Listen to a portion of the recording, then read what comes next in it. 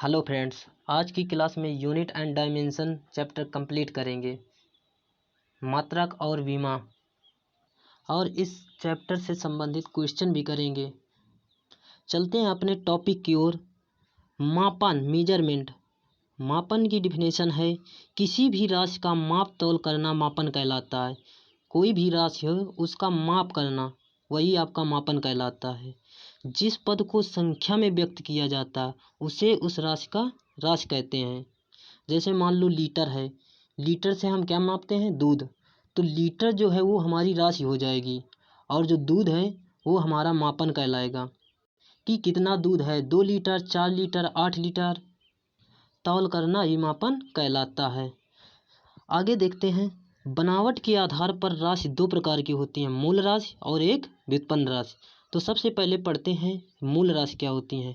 मूल राशि वो राशि हैं जो बिल्कुल स्वतंत्र होती हैं, मतलब फ्री होती हैं, अर्थात इसका निर्माण किसी दूसरी राशि से नहीं होता, उसे मूल राशि कहते हैं। मूल राशि के भी प्रकार हैं, आगे देखते हैं। मूल राशि की संख्या 7 होती है। लंबाई, लंबाई को क्या कह सकते हैं? चौड़ाई, मोटाई, दूरी, विस्थापन, ये सब लंबाई हैं। तो लंबाई नंबर 1 हो गया। नंबर 2 द्रव्यमान, समय, तापमान, विद्युत धारा, ज्योत तीव्रता, पदार्थ की मात्रा। अब ये तो हो गई राशियाँ। कौन सी राशियाँ हो गई? मूल राशियाँ। अब इनके मात्रक होते हैं, मात्रक भी देखते हैं। 7 मूल राशियों के मात्रक। लंबाई का मात्रक मीटर हो गया, द्रव्यमान का मात्रक किलोग्राम, समय का सेकेंड, तापमान का मात्रक केल्विन, विद्युत धारा का एम्पियर, ज्योत तीव्रता का मात्रक कैंडेला, पदार्थ की मात्रा का मात्रक मोल। अब संपूरक देख लेते हैं। संपूरक मात्रक 2 होते हैं, समतल कोण और ठोस कोण। समतल कोण का मात्रक होता है रेडियन और ठोस कोण का मात्रक होता है स्टेरेडियन। इनकी कोई बीमा नहीं होती लेकिन मात्रक होते हैं, रेडियन और स्टेरेडियन। बीमा नहीं होती लेकिन मात्रक होते हैं। इससे क्वेश्चन बनता है कि वो कौन सी राशि है जो जिसमें बीमा नहीं होती लेकिन क्या होता है? मात्रक होता है। तो रेडियन समतल कोण या ठोस कोण होते हैं। नंबर 2 है व्युत्पन्न राशि। व्युत्पन्न राशियाँ वो राशियाँ हैं जिनका निर्माण मूल राशियों से होता है। मूल राशियाँ स्वतंत्र होती हैं और यदि मूल राशियों से निर्माण हुआ वह राशि क्या कहलाएगी? व्युत्पन्न राशि कहलाएगी। तो इसकी परिभाषा है वह राशि जिसका निर्माण मूल राशियों से हुआ हो उसे व्युत्पन्न राशि कहते हैं। जैसे क्षेत्रफल, वेग, बल इत्यादि। क्षेत्रफल को क्या लिख सकते हैं? लंबाई गुणे चौड़ाई लिखते हैं। वेग को क्या लिखते हैं? वेग लिखते हैं विस्थापन बटे समय अंतराल। बल है द्रव्यमान इंटू त्वरण लिखते हैं। तो ये किससे बने हैं? मूल राशियों से मिलकर बने हैं, तो व्युत्पन्न राशियाँ कहलाएंगी। गुना के आधार पर राशियाँ दो प्रकार की होती हैं, सदिश राशि और अदिश राशि। अब सदिश राशियाँ और अदिश राशियाँ पढ़ें। सदिश राशियाँ क्या हैं? वह राशि जिसमें परिमाण के साथ साथ दिशा भी होती है उसे सदिश राशि कह रहे हैं। चतुर्भुज तथा त्रिभुज के नियम का पालन करती है कौन सी राशियाँ? सदिश राशियाँ। जैसे उदाहरण देख लेते हैं। आयाम, भार, विस्थापन, त्वरण, संवेग, आवेग, कोणीय वेग, विद्युत धारा, चुंबकीय क्षेत्र, धारा घनत्व, ये सभी क्या हैं? सदिश राशियाँ हैं। अब सदिश राशियों से कुछ इंपॉर्टेंट नोट्स देख लेते हैं। पहला नोट्स है जब दो वेक्टर एक दूसरे के लंबवत हों, दो वेक्टर एक दूसरे के लंबवत हों तो उसका बिंदु गुना शून्य होता है। यदि दो वेक्टर लंबवत हैं तो उसका बिंदु गुना क्या होगा? शून्य होगा। आगे देखते हैं। अगला पॉइंट है दो सदिशों का योग हमेशा सदिश होता है। दो सदिशों का योग हमेशा सदिश होता है। अगला पॉइंट, दो सदिश का गुणा सदिश और अदिश दोनों होते हैं। सदिश और अदिश दोनों होते हैं यदि गुणा हो। दूसरा पॉइंट है दो सदिश का क्रॉस प्रोडक्ट बताया गया है तो हमेशा वो सदिश होती है। यदि दो सदिश का डॉट प्रोडक्ट भी एक सदिश राशि है। अगला पॉइंट है विद्युत धारा तथा दाब में दिशा तो होती है लेकिन ये सदिश राशि नहीं होती। विद्युत धारा और दाब में दिशा होती है और विद्युत धारा में भी दिशा होती है लेकिन क्या नहीं होती? सदिश राशि नहीं होती। नंबर 2 था अदिश राशि। अदिश राशि के बारे में जानते हैं।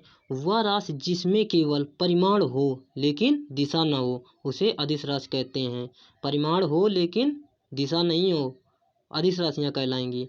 एग्जाम्पल देख लेते हैं। विद्युत धारा, दाब, चाल, आयतन, कार्य, ऊर्जा, शक्ति व ताप, ये सभी कैसी राशियाँ? अदिश राशियाँ हैं। मात्रक की परिभाषा देखते हैं। यूनिट्स। किसी भी राशि के परिमाण के साथ प्रयोग होने वाले मानक को मात्रक कहते हैं। किसी भी राशि के परिमाण के साथ प्रयोग होने वाले मानक को मात्रक कहते हैं। यदि विमा की परिभाषा पूछी जाए तो क्या करेंगे? विमा की परिभाषा होती है मूल मात्रकों के ऊपर चढ़ाई जाने वाली घातों को क्या कहते हैं? बीमा कहते हैं। मूल राशियां पीछे पढ़ ही चुके हैं, उनके ऊपर चढ़ाई जाने वाली जो घात होती हैं उन्हें बीमा कहते हैं। बीमा बहुत इंपॉर्टेंट है, जो हर एक एग्जाम में पूछी जाती है, किसी न किसी राशि की बीमा। चलते हैं अब इस चैप्टर से संबंधित कुछ प्रैक्टिस कर लेते हैं।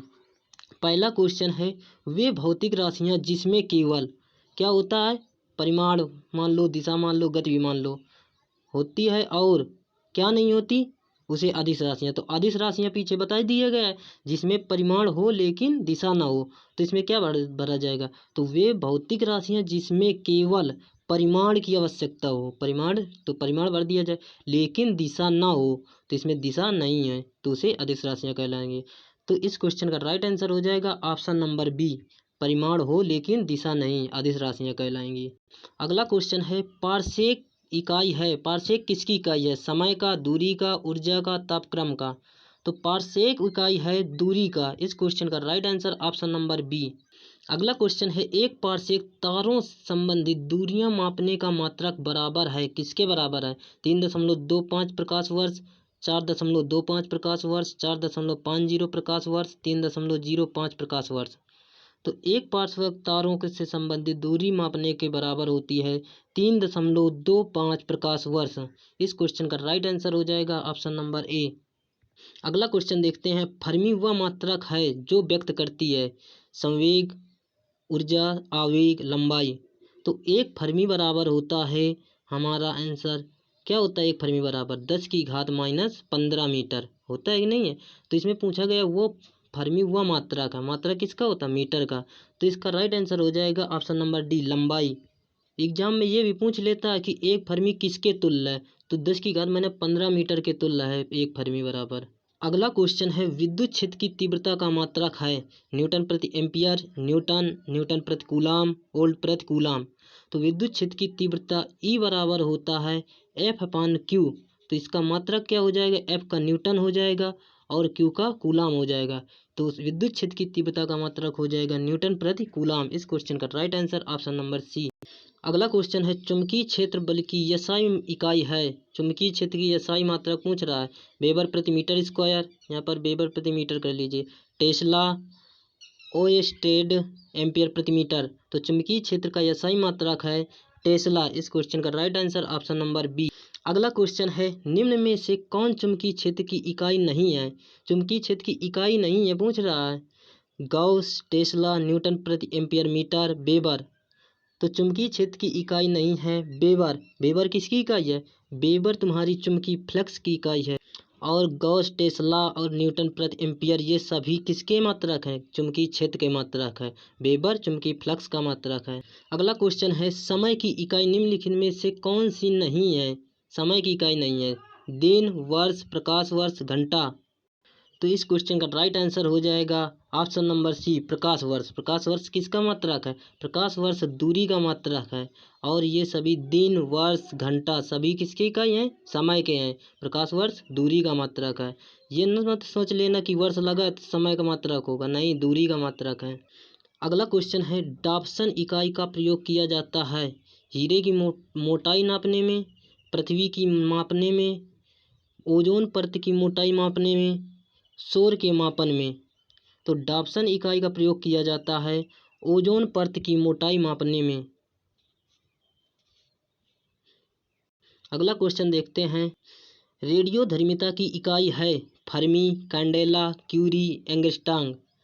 तो रेडियोधर्मिता की इकाई हो जाएगी क्यूरी। इस क्वेश्चन का राइट आंसर हो जाएगा ऑप्शन नंबर सी। फर्मी किसका हो जाएगा? लंबाई का हो जाएगा, कैंडेला जो तीव्रता, एंगस्ट्रॉम मीटर ये भी होता है लंबाई का। तो इसका राइट आंसर आ जाएगा क्यूरी। अगला क्वेश्चन है, निम्नलिखित में से किस एक की इकाई मैक्सवेल है? चुंबकीय फ्लक्स, पारगम्यता, चुंबकीय सुग्राह्यता, चुंबकीय तीव्रता। तो मैक्सवेल किसकी एक इकाई है? चुंबकीय फ्लक्स की इकाई है। और चुंबकीय फ्लक्स की इकाई और क्या बताया गया था? चुंबकीय फ्लक्स की इकाई एक बताया गया था वेबर। या साई मात्रा क्या हो जाएगा? वेबर। तो चुंबकीय फ्लक्स वेबर और मैक्सवेल चुंबकीय फ्लक्स भी है। अगला क्वेश्चन है, आपेक्षिक घनत्व का मात्रक क्या है? किलोग्राम प्रति मीटर क्यूब, ग्राम प्रति सेंटीमीटर क्यूब, मिलीग्राम प्रति मिलीमीटर क्यूब, इनमें से कोई मात्रक नहीं है। तो आपेक्षिक घनत्व का कोई मात्रक नहीं होता, ना तो मात्रक होता है और ना ही विमाहीन होती है, ये विमाहीन राशि है। जब मात्रक नहीं है तो विमा भी नहीं होगी। अगला क्वेश्चन है, खाद्य ऊर्जा को किस इकाई से माप सकते हैं? Kelvin, joule, calorie, Celsius. तो खाद्य ऊर्जा जो है उसे कैलोरी से मापते हैं।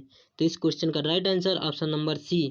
अगला क्वेश्चन है, परिस्थितिक दबाव की इकाई क्या है? परिस्थितिक, नॉट, बार, जूल, ओम। तो परिस्थितिक दबाव की इकाई हो जाएगी बार। जूल किसका होता है? एनर्जी होती है। ओम होती है क्या? प्रतिरोध। अगला क्वेश्चन है, भौतिक मात्रा प्रेरकत्व की इकाई क्या है? Weber, faraday, henry, tesla. प्रेरकत्व की मात्रा, तो प्रेरकत्व की इकाई हो जाएगी हेनरी। यदि इसमें पूछा जाए वेबर बता ही चुके हैं। वेबर होती है चुंबकीय फ्लक्स की। फैराडे होती है धारिता की इकाई। और टेस्ला भी बता दिया गया है, चुंबकीय क्षेत्र बी।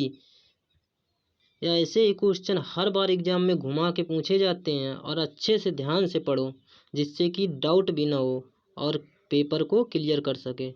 अगला क्वेश्चन है, भौतिक मात्रा एंट्रोपी की इकाई क्या है? वाट प्रति केल्विन, न्यूटन प्रति केल्विन, पास्कल प्रति केल्विन, जूल प्रति केल्विन। एंट्रोपी होती है वो, उसका मात्रक होता है जूल प्रति केल्विन। तो इस क्वेश्चन का right answer option number D. अगला क्वेश्चन है, भौतिक मात्रा जर्ग की इकाई क्या है? मीटर सेकेंड, मीटर प्रति सेकेंड घन, मीटर प्रति सेकेंड वर्ग, मीटर प्रति सेकेंड।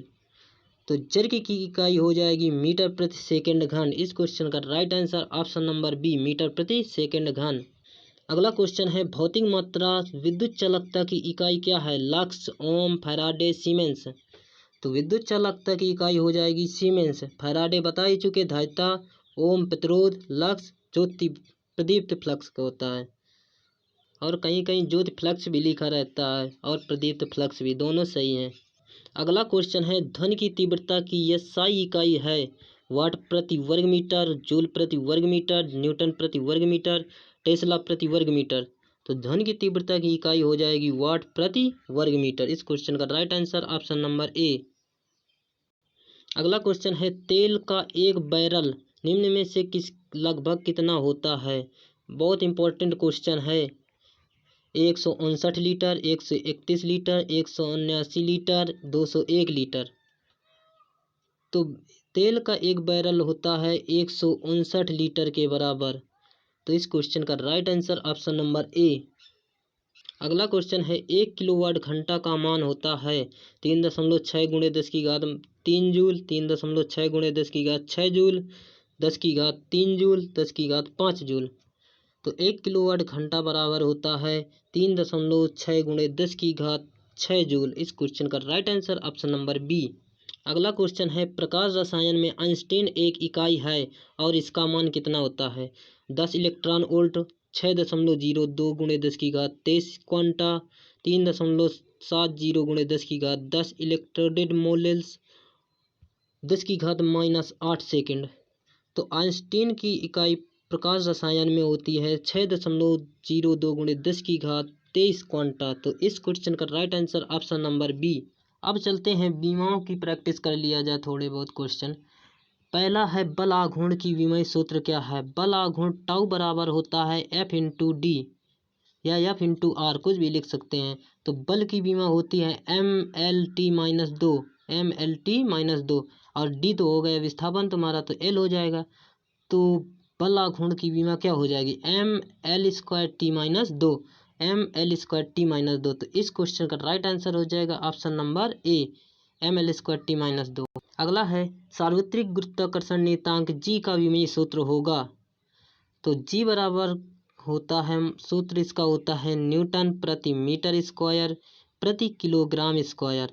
तो इससे बीमा निकालेंगे तो क्या बीमा निकलेगी? बल की बीमा तो निकल ही चुके, Newton, MLT-2, metre square, metre तो हो गया एल स्क्वायर हो जाएगा, और किलोग्राम स्क्वायर बटे में है तो एम स्क्वायर हो जाएगा। अब एम स्क्वायर ऊपर जाएगा, ऊपर पहले से एम है तो एक कटेगा, ऊपर बचेगा एम इनवर्स। तो एम की पावर -1 तो किस ऑप्शन में है? तो एम की पावर -1 ऑप्शन सी में है। तो इस क्वेश्चन का राइट आंसर हो जाएगा ऑप्शन नंबर सी, और किसी में नहीं है। सीधे ट्रिक लगाइए, यदि होता तो और चेक कर लेते।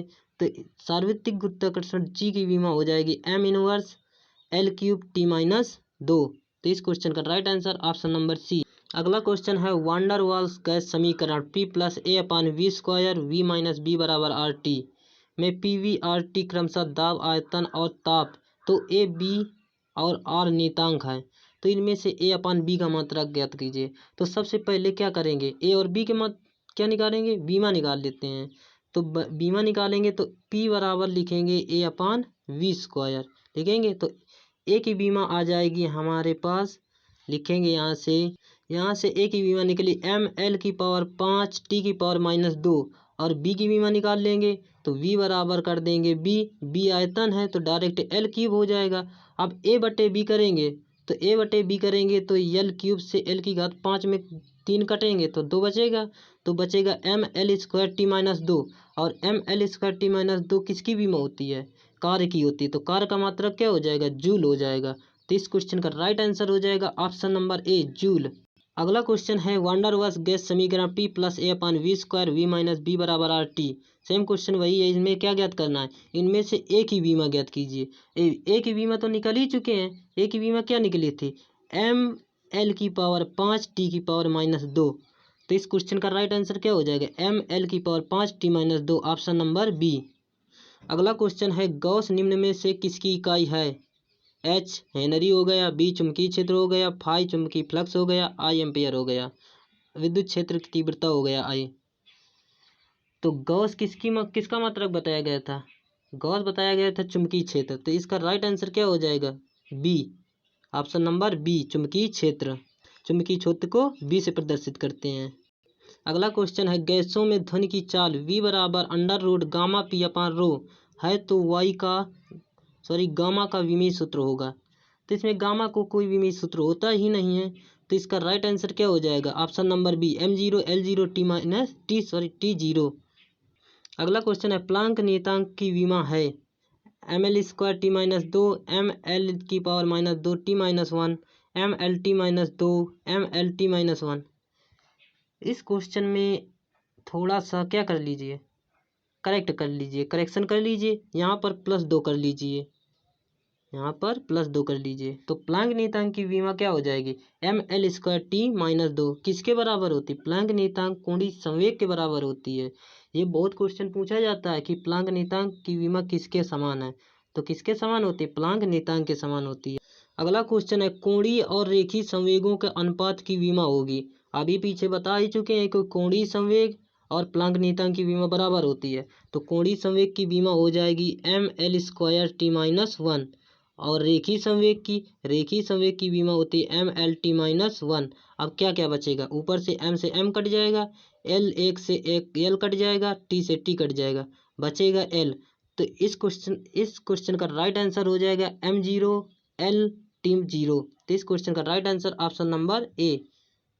कोणीय संवेग की बीमा, बार बार यही क्वेश्चन रिपीट होता है, कोणीय संवेग प्लांक नियतांक। तो कोणीय संवेग की बीमा क्या हो जाएगी, ml square T minus 1, option number सी।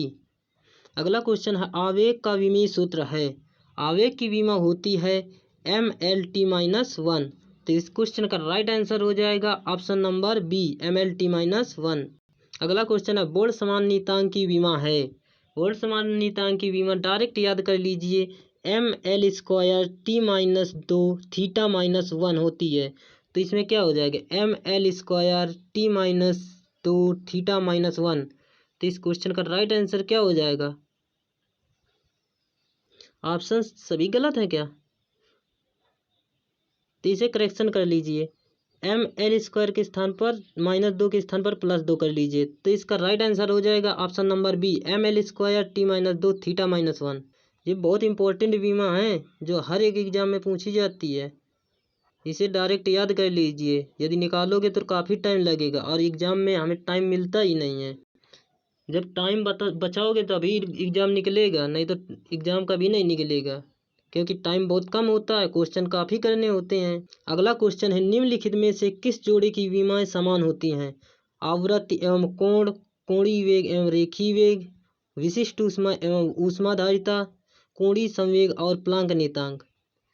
तो ये तो रिपीट ही हो गया, मान लो पीछे बता ही चुके हैं। कोणीय संवेग और प्लांक नियतांक की विमा समान होती है, तो इस क्वेश्चन का right answer option number D.